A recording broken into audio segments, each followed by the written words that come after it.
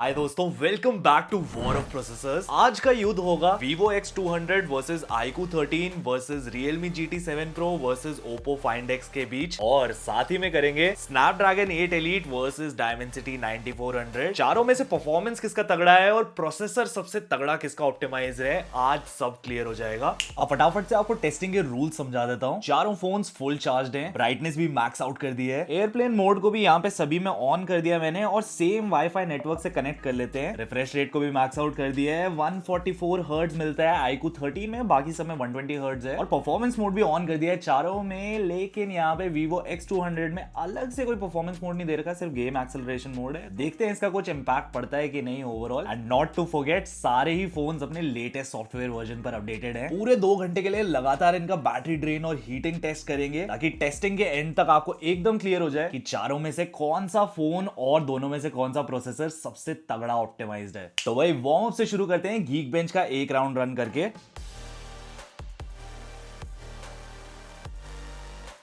तो वही यहाँ पे सबसे पहले टेस्ट कंप्लीट किया है Realme GT7 Pro, and then साथ ही में iQOO 13 ने भी Snapdragon 8 Elite जो चिपसेट है वो थोड़ा फास्ट तो डेफिनेटली है Dimensity 9400 से, वो यहाँ पर एकदम क्लियर हो गया। एंड दोनों Dimensity 9400 में से Oppo Find X8 ने पहले टेस्ट कंप्लीट किया। टेम्परेचर्स फटाफट से चेकआउट कर लेते हैं। तो रूम फिलहाल हो रहा है 21.6, Realme GT7 Pro 30.6, iQOO 13 33.2, Vivo X200 33.5 और Oppo Find X8 35.7। फिलहाल के लिए टेम्परेचर्स तो नॉर्मल ठीक ठाक चल रहे हैं। लेकिन बात की जाए स्कोर्स की, तो भाई यहाँ पर सिंगल कोर और मल्टी कोर में डिफरेंस तो भाई ऊपर नीचे सारे ही फोन्स में है। सिंगल कोर में लीड कर रहा है Realme GT7 Pro, वहीं अगर हम बात करें मल्टी कोर स्कोर की तो उसमें आगे है iQOO 13। एंड ओवरऑल अगर single core multi core scores देखा जाए 8 Elite और Dimensity 9400 का, तो भाई यहाँ पे दोनों केसेस में एटलीस्ट वार्म अप वाले राउंड में लीड है Snapdragon 8 Elite के पास। अब बात की जाए Dimensity 9400 वाले फोन्स की, तो यहाँ पे दोनों सिंगल कोर और मल्टी कोर में आप ध्यान से देखोगे तो लीड बना के रख रखी है वार्म अप राउंड में Oppo Find X8 ने। लेकिन ये तो सिर्फ इंट्रो राउंड था, वार्म अप राउंड था। एक और मौका देते हैं सारे ही फोन्स को, देखते हैं क्या ये अपना परफॉर्मेंस मेंटेन कर पाएंगे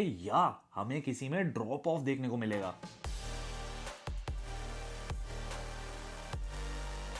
तो भाई दूसरे राउंड में भी यहाँ पर आप क्लियरली देख सकते हो, स्पीड के मामले में सारे ऑलमोस्ट सिमिलर थे। iQOO 13 हल्का सा तेज निकला बस, बाकी ओवरऑल स्पीड सबकी सिमिलर सी थी। लेकिन हम बात करेंगे स्कोर्स की, तो भाई यहाँ पर सिर्फ एक ही फोन था जिसमें सिंगल कोर और मल्टी कोर दोनों के परफॉर्मेंस में इंप्रूवमेंट देखने को मिला, which was Realme GT7 Pro। बाकी के जो ओवरऑल स्कोर्स हैं उसमें iQOO 13 और Oppo Find X8 में काफी कम ड्रॉप ऑफ आया, हल्का फुल्का था, इतना कुछ खास ध्यान देने वाली बात नहीं थी। लेकिन सिंगल कोर जो है Vivo X200 का, वो काफी तेजी से ड्रॉप हुआ। सिग्निफिकेंट डिफरेंस था फर्स्ट वार्म अप राउंड के कंपैरिजन में। पर खैर पिक्चर अभी बाकी है मेरे दोस्तों। बैटरीज के थोड़े हालचाल ले लेते हैं यहाँ पे। तो सबसे ज्यादा बैटरी मेंटेन कर रखी है Vivo X200 ने। ऑफ कोर्स यहाँ पे परफॉर्मेंस इतना क्रेजी नहीं था जितना बाकी फोन्स का। देन सेकंड नंबर पर टाई है between Realme GT7 Pro and iQOO 13, 98% पे हैं दोनों। एंड और यहाँ पे काफी तेजी से बैटरी लूज कर रहा है Oppo Find X8, 96% पे आ गया है। खैर आगे बढ़ा जाए, चलते हैं AnTuTu बेंचमार्किंग पर। इनके CPU, GPU, मेमोरी मैनेजमेंट सब चीज पर फुल लोड डालते हैं और देखते हैं कि इनके प्रोसेसर्स कैसे रिएक्ट करते हैं और सबसे स्मूथ और स्टेबल परफॉर्मेंस कौन से फोन का निकल कर आता है।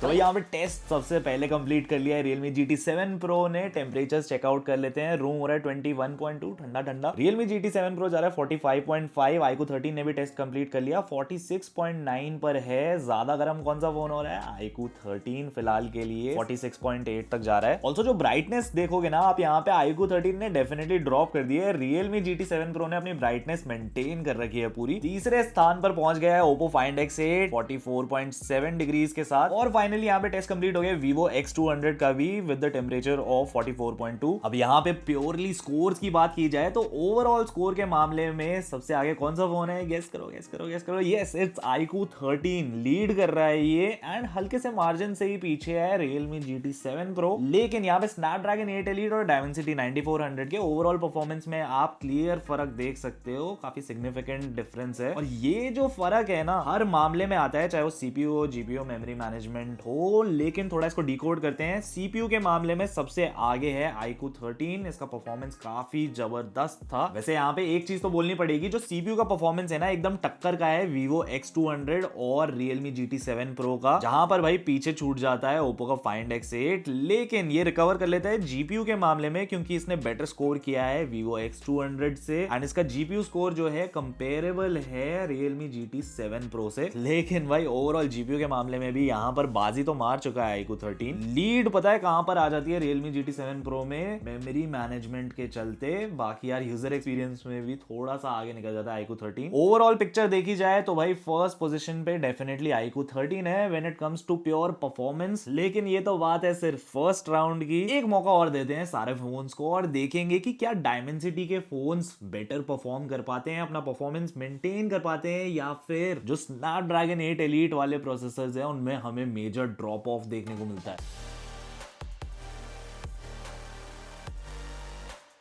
तो भाई इस बार भी स्नैपड्रैगन 8 एलीट ने सबसे पहले टेस्ट कंप्लीट कर लिया है। टेम्परेचर्स यहां पर देखें तो रूम हो रहा है 21.1, Realme GT7 Pro जा रहा है 48.5 और iQOO 13 है 47.5 47.6 पे, थोड़ा हल्का सा ठंडा 1 डिग्री। Oppo Find X8 ने भी टेस्ट कंप्लीट कर लिया है 44.9 पर, and finally we have Vivo X200 as well 44.8 पर। अब यार यहाँ पे एक चीज तो बिल्कुल साफ हो गई है कि जब लंबे ड्यूरेशन की टेस्टिंग कर रहे होते हैं ना, ऑलमोस्ट 1 घंटा 45 मिनट्स हो गए हमें टेस्टिंग करते हुए, तो जो स्नैपड्रैगन 8 एलीट के दोनों ही फोन्स हैं, चाहे वो iQOO 13 की बात करूं या Realme GT7 Pro की, वो ज्यादा स्टेबल परफॉर्मेंस निकाल कर दे रहे हैं अभी तक इन कंपैरिजन टू Dimensity 9400 वाले दोनों फोन्स Vivo X200 और Oppo Find X8। अब जो चिपसेट के चलते हैं फर्क डिफरेंस चारों ही फोन्स में वो आपको क्लियर हो गया होगा। अब बात करते हैं ऑप्टिमाइजेशन की, कि दोनों में सेम चिपसेट है पर ऑप्टिमाइजेशन का क्या फर्क रहता है। तो भाई फर्स्ट राउंड के कंपैरिजन में जो ड्रॉप ऑफ है वो सरप्राइजिंगली यहाँ पे Vivo X200 ने कम किया है। ऑल्दो इसका स्कोर आपको यहाँ पे कम लग रहा होगा, लेकिन स्टेबल परफॉर्म किया है इसने सेकंड राउंड में। वहीं बात करें Find X8 की, तो भाई सेकंड राउंड में यहाँ पे मेजर ड्रॉप ऑफ देखने को मिला। सीपीयू वर्सेस जीपीयू की बात करें तो भाई यहाँ पर लीड अच्छी खासी बना रखी है Vivo X200 ने। जीपीयू के मामले में आगे निकल जाता है Oppo Find X8। बाकी के दोनों पैरामीटर्स आप चेकआउट कर सकते हो।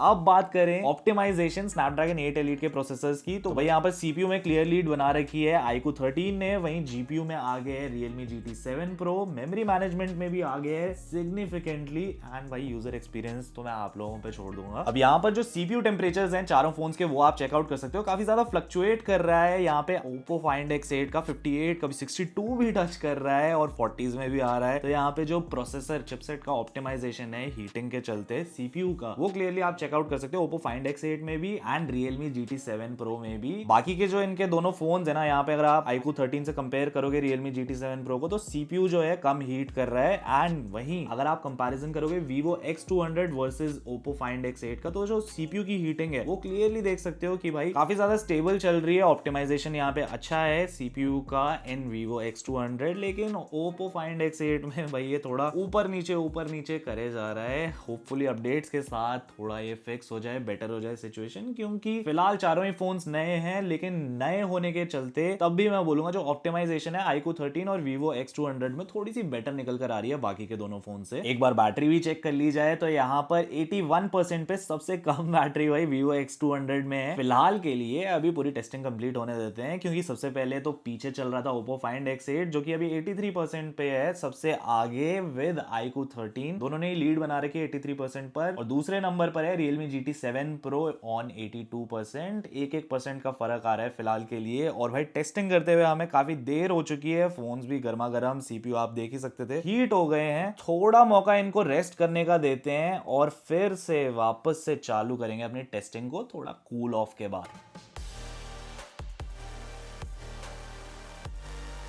तो भाई यहाँ पर कूल ऑफ टाइम कंप्लीट हो चुका है, चारों फोन्स को ठंडा होने का मौका मिल गया है। टेम्परेचर्स भी मैं आपको चेक करवा देता हूँ। रूम फिलहाल है 21.1 और यहाँ पर आप टेम्परेचर्स में देख सकते हो काफी अच्छी खासी गिरावट आ गई है। इनफैक्ट इनके सीपीयू को भी देखो, अब कोई ऑरेंज में नहीं जा रहा, गर्मा गर्म नहीं हो रहा है। यहाँ पे तो भाई Oppo Find X सबसे ठंडा निकल कर आ गया है अब जब इसको थोड़ा कूल ऑफ का टाइम मिला। बाकी फोन्स में भी 5-6 डिग्री की आराम से गिरावट आ गई है। अब चलते हैं 3D मार्क टेस्ट पर, और भाई इससे हमें पता चलेगा जब लंबे टाइम के गेमिंग सेशंस होते हैं तो उसमें सबसे स्मूथ गेमिंग एक्सपीरियंस कौन से फोन में रहेगा, फ्रेम ड्रॉप और फ्रेम रेट का क्या सीन रहता है, हीटिंग कितनी रहती है, स्टेबिलिटी कितनी रहती है, सब इस टेस्ट के बाद एकदम क्लियर हो जाएगा। तो वही टेस्ट के रिजल्ट्स आ गए हैं। सबसे पहले टेम्परेचर चेक कर लेते हैं। रूम हो रहा है 21.9, Oppo Find X8 44.7, Vivo X200 44.1, iQOO 13 42.8 और Realme GT7 Pro सबसे गर्म चल रहा है 50.2 पर। लेकिन भाई यहाँ पे गर्म तो चल रहा है Realme GT7 Pro, पर परफॉर्मेंस इसने सबसे तगड़ी निकाल कर दी है। बात की जाए बेस्ट लूप स्कोर की या फिर स्टेबिलिटी की, सबसे आगे है ये। अब यहाँ पे ओवरऑल आप देखोगे ना तो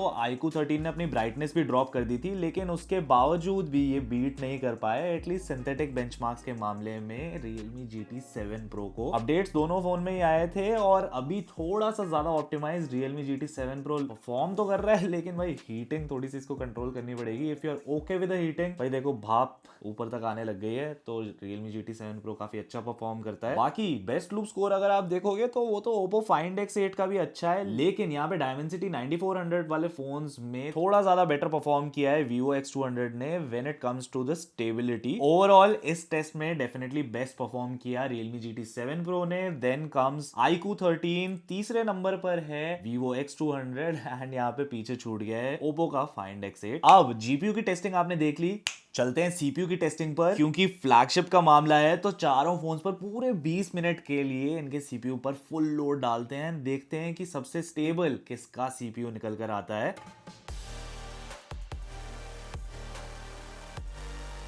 तो भाई बैटरी बीच में हमारी गोलमोल हो गई थी, बैटरी डाउन हो गई थी कैमरा की, लेकिन टेस्ट हमारा कंप्लीट हो चुका है। CPU का 22.3 रूम का टेम्परेचर, और यहाँ पे Realme GT7 Pro जा रहा है 39.2 पर, iQOO 13 39.3, Vivo X200 41.9 और Oppo Find X8 42.1 पर। अभी भाई ग्राफ्स यहाँ पे आपको उल्टे सीधे ऊपर नीचे दिख रहे होंगे, और मैं आपको बता दूं कि सिचुएशन अभी वैसा ही उतना ही कॉम्प्लेक्स है, क्योंकि पहली नजर में तो आपको देख के लगेगा भाई iQOO 13 पूरा ग्रीन में चल रहा है, एकदम बढ़िया परफॉर्म किया है इसने, विच इज ट्रू।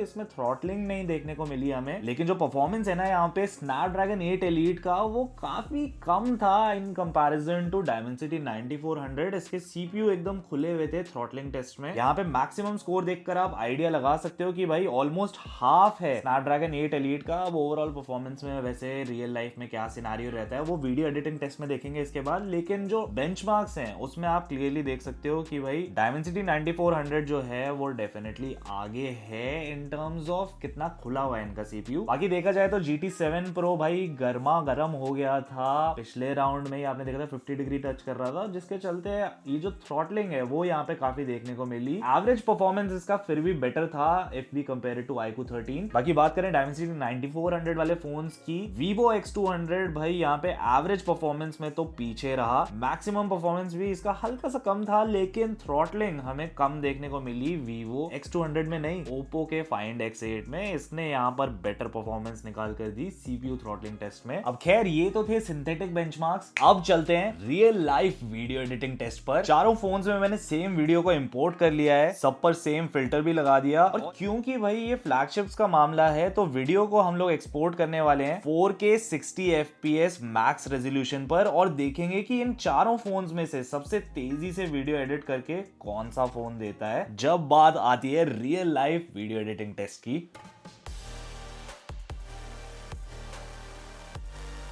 तो भाई सबसे तेजी से वीडियो एडिट करके दिया है iQOO 13 ने। दूसरे नंबर पर सरप्राइजिंगली Vivo X200 ने टेस्ट कंप्लीट कर लिया है ऑलमोस्ट 10 से 15 सेकंड बाद, और भाई Realme GT7 Pro ने तीसरे नंबर पर टेस्ट कंप्लीट किया 1 मिनट 15-20 सेकंड के बाद बाकी दोनों फोन्स के। एंड फाइनली यहाँ पर टेस्ट कंप्लीट कर लिया है हमारे Oppo Find X8 ने भी। 2 मिनट इसने एक्स्ट्रा लगाए if we compare it to iQOO 13, पर ओवरऑल जो स्पीड का मामला था वीडियो एडिटिंग टेस्ट कंप्लीट करने में, वीडियो को पूरा एडिट करने में, नंबर 1 पे था iQOO 13, फिर सेकंड पोजीशन पे Vivo X200, थर्ड पे था Realme GT7 Pro और फोर्थ पे था Oppo Find X8। आखिरी नजर बैटरीज पर भी डाल लेते हैं, तो भाई यहाँ पे सबसे कम बैटरी थी Realme GT7 Pro में, 58% पे पहुंच गया। पर एक चीज बोलनी पड़ेगी भाई, ब्राइटनेस इसने बिल्कुल ड्रॉप नहीं करी, पूरा फुल ब्राइटनेस पे टेस्ट ड्यूरेशन में ये चल रहा था। तीसरे नंबर पर है Oppo Find X8 60% के साथ, दूसरे नंबर पर है Vivo X100 विद 61% बैटरी, और भाई लीड बना रखी है सबसे तगड़ी और सबसे भयंकर iQOO 13 ने विद 65%। अब सारी टेस्टिंग आपने देख ली। स्नैपड्रैगन के 8 एलीट में मतलब iQOO 13 versus Realme GT7 Pro में iQOO 13 अनडाउटेडली आज का बैटरी किंग निकल कर आया। परफॉर्मेंस एंड बेंचमार्क्स वाइज भी स्टेबल रहा ये।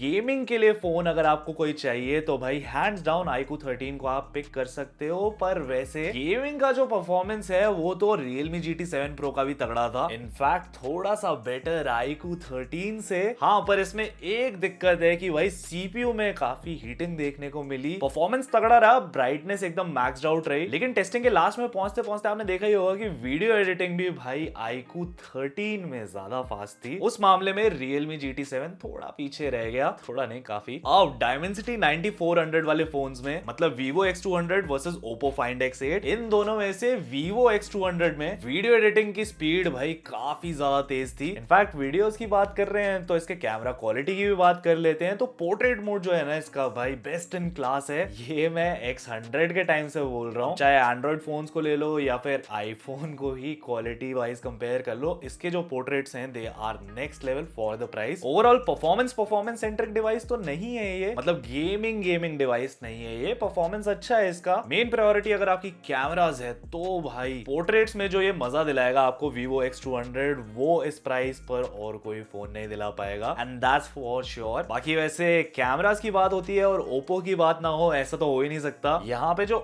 Find X8 है इसकी जो ऑडियो कैपेबिलिटीज है दोनों ही रिकॉर्डिंग की भी एंड जो आउटपुट साउंड ये आपको निकाल कर देता है वो सबसे किलर है यहाँ पे बाकी सारे फोन्स में से। इनफैक्ट इसका जो फॉर्म फैक्टर भी है ना, इसको हाथ में पकड़ के मजा आता है। वन हैंड यूजेज इसका काफी तगड़ा है। लुक्स एंड एस्थेटिक्स वाइज भी वैसे तो पर्सनल प्रेफरेंस और टेस्ट होता है लोगों का, लेकिन मुझे भाई ये कंफर्टेबल लगा हाथ में। लुक्स एंड डिजाइन वाइज भी सबसे तगड़ा है ये। बाय द वे इसका एक कैमरा टेस्ट भी किया था मैंने रात के टाइम का, जिस पर पूरा डिटेल्ड वीडियो बनाया। अगर देखना है तो ऊपर आई बटन में आपको लिंक मिल जाएगा। एनीवे, बात की जाए प्योर परफॉर्मेंस की तो कभी X200 आगे निकल कर आ रहा था, कभी Oppo Find X8 आगे निकल कर आ रहा था, पर जो बैलेंस्ड परफॉर्मेंस था ओवरऑल वो मैं क्लियर विनर इन दोनों में से तो नहीं बोल सकता। दोनों की टक्कर काफी तगड़ी थी, लेकिन बैटरी के बैकअप और हीटिंग कंट्रोल करने के मामले में Vivo X200 आगे था। वही 100 वाट की एक चीज तो आज एकदम क्लियर हो गई कि चाहे फोन के अंदर सेम सा ही प्रोसेसर क्यों ना लगा हो, ऑप्टिमाइजेशन हर ब्रांड का अलग होता है and that makes it different and better from other smartphones. आपको किसका परफॉर्मेंस सबसे तगड़ा लगा मुझे नीचे कमेंट्स में बताओ। और कैमरा टेस्ट देखना है अगर किसी फोन का, खास करके Vivo X200 का, तो भाई आपको पता है क्या करना है, आ जाओ कमेंट्स में और मैं आपको मिलता हूँ नीचे कमेंट्स में।